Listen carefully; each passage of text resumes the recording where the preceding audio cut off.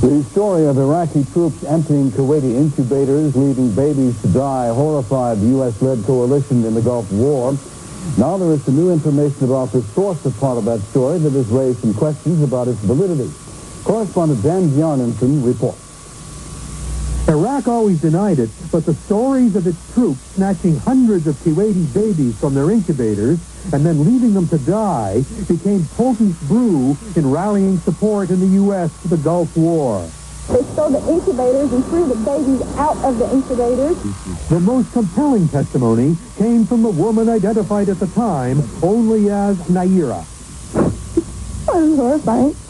Her story was repeated as fact in Congress of this ruthless dictator whose troops have bayoneted pregnant women and have ripped babies from their incubators. And at the White House. And they had kids in incubators, and they were thrown out of the incubators.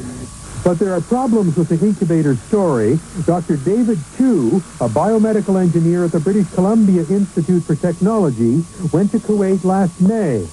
So I asked the person who was guiding us what happened, whether the story he was told was true or not. He said the taking of incubators away had not occurred. As the Fifth Estate's Lyndon McIntyre reports, the star witness was not what she appeared to be. I could not help but think of my nephew, who was born premature, might have died that day as well.